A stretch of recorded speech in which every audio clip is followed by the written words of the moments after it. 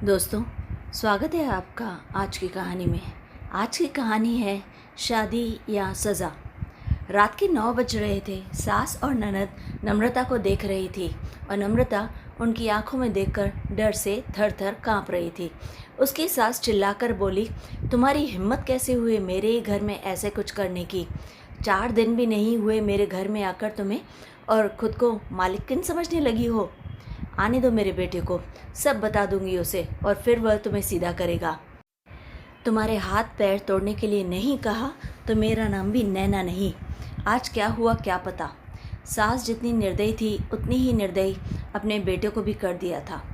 हर एक नई दुल्हन अपने पति के घर आने के लिए राह देखती है, पर अमृता, वह तो उसके पति की राह भी कभी नहीं देखती थी, क्योंकि वह अपने पति से बहुत ज़्यादा डरती थी। इसलिए वो चाहती थी कि वो शायद ना ही आए। मन ही मन में भगवान का जाप जप कर रही थी कि उसका पति आज घर पर आए ही नहीं। पर जब तक उसका पति घर पर ना आए तब तक उसे उसकी सास खाना खाने नहीं देगी। इतनी निर्दयी उसकी सास ने रसोई घर को ताला लगा रखा था। ऐसा क्या हुआ था कि नैना नम्रता को ऐसे प्रकार का दुख दे रही थी, और नम्रता के पति मतलब संजय का ऐसा क्यों स्वभाव था कि नई दुल्हन होकर भी वह अपने पति की राह नहीं देखती थी। नम्रता की शादी संजय से 5 महीने पहले हुई थी। नम्रता को माँ बाप नहीं थे। 12वीं की पढ़ाई होते ही उसके चाचा चाची ने उसकी शादी करवा दी। नम्रता की जिम्मेदारी से उसके चाचा चाची मुक्त हो गए। उसकी चाची ने उसकी शादी के बाद के त्यौहार भी मनाए नहीं। उसे 4 दिन के लिए भी मायके के त्यौहार मनाने के लिए बुलाया ही नहीं। उसकी शादी करके जिम्मेदारी से मुक्त हो गए बस, और ऐसा सोचा कि जान छूटी। नम्रता के ससुराल में उसकी सास नैना, पति संजय और ननद मोनिशा, जिसकी शादी पक्की करके सगाई कर दी थी। छोटा सा परिवार था। सुखी और शांतिपूर्ण गृहस्थी के सपना लेकर नम्रता इस घर में आई थी। पर सपना तो सपना ही होता है। हर समय सपना सच होना कम मुमकिन होता है। उसका भी सुखी गृहस्थी का सपना तो सपना ही रह गया। नम्रता की उम्र 18 की पूर्ण हो गई थी और संजय 30 का था। दोनों के बीच में 12 साल का अंतर था। सास नैना ने नम्रता के लिए 10 नियम बनाए थे। सुबह 4 बजे उठकर पूरे घर की साफ सफाई करना, बाद में नहाकर भगवान की पूजा करने के बाद में रसोई में जाना, हमेशा सर पर पल्लू रहना, सबसे पहले खाना ना, मतलब सबके खाने के बाद ही नम्रता खाना खा सकती थी। ऐसे और भी कितने नियम कायदे नैना ने नम्रता के लिए बनाए थे।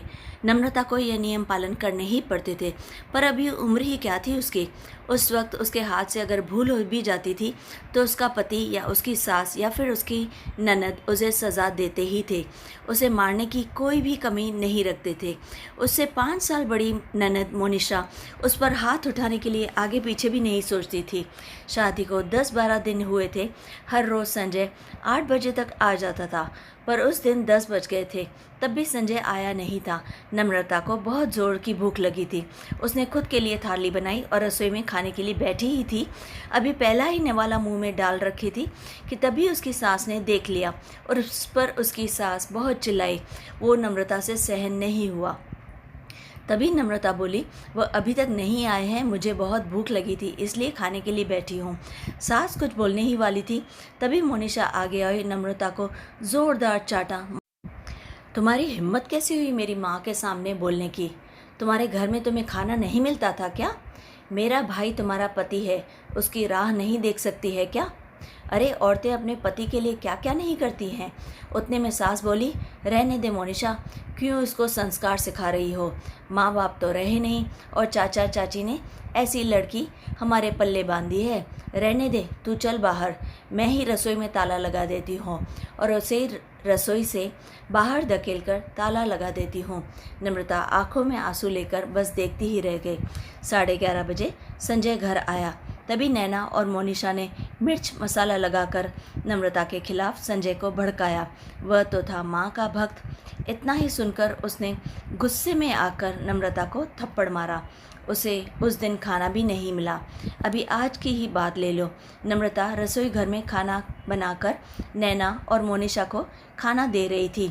दोनों हॉल में टीवी देखते देखते खाना खा रही थी और इधर नम्रता एक एक गरम गरमा गरम रोटी उन्हें परोस रही थी।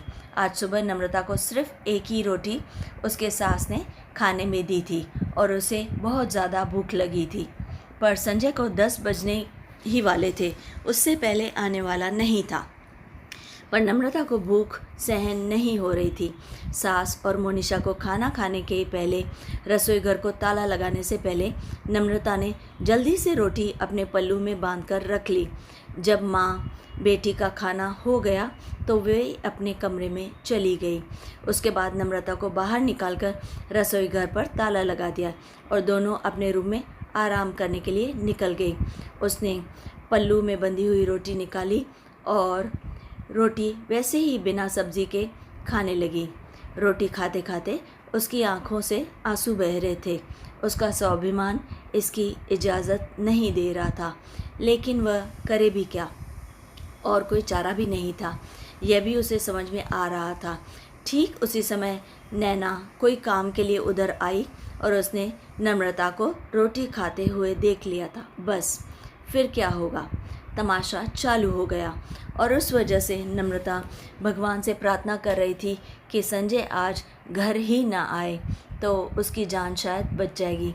क्या पता आज वो क्या करेगा उसके साथ। शादी के बाद इतने ही सामने खाना खाया था तब भी थप्पड़ मारा था, पर आज तो रोटी चुरा कर खा रही थी। थोड़ी देर बाद संजय घर पर आया तब नम्रता का दिल ज़ोर ज़ोर से धड़कने लगा। डर के मारे पसीने से भीग गई। कुछ ही मिनटों बाद अचानक से संजय का ज़ोर से आवाज़ आया, नम्रता जल्दी बाहर आओ। नम्रता डर कर थर थर काँपते हुए बाहर आई। देखा तो सास अभी भी शेर की तरह उसकी तरफ देखकर गुर्रा रही थी। मोनिशा भी मन ही मन मुस्कुराहट देख रही थी और संजय उसकी आंखें खून के जैसे गुस्से से लाल हो गई थी। जैसे ही नम्रता संजय के सामने आई, उसने उसके बालों को पकड़कर ज़ोर से धकेल दिया। नम्रता बहुत ज़ोर से चिल्लाई, तेरी इतनी हिम्मत हुई कि तू अपने ही घर में चोरी करती है? रुक, तुझे मैं अभी दिखाता हूँ। बोलते बोलते संजय ने अपने कमर का बेल्ट निकाला और नम्रता को मारने लगा। नम्रता ज़ोर ज़ोर से रोते हुए, दर्द से चिल्लाते हुए उसकी माफ़ी मांग रही थी, पर उसके पति को और घर में रहने वाले 2 औरतों को उस पर दया नहीं आई। नम्रता को सहन नहीं हो रहा था। तभी उसने संजय को धक्का दिया और घर के बाहर भागने लगी। अरे पकड़ो उसे, बाहर कहाँ चली? तभी नैना संजय को बोली। तभी संजय बोला, जाने दो माँ, भाग भाग कर कहाँ तक जाएगी? कहाँ उसे पालने के लिए उसके मायके वाले हैं जो उसे संभाल लेंगे। आएगी वापस घूम के यहीं पर, जाने दो उसे, पहले मुझे खाना परोसो, मुझे बहुत भूख लगी है। संजय का बोलना सुनकर नैना ने संजय को खाना दिया और आज भी सभी के खाने के लिए बैठकर नम्रता की याद किसी को नहीं आई।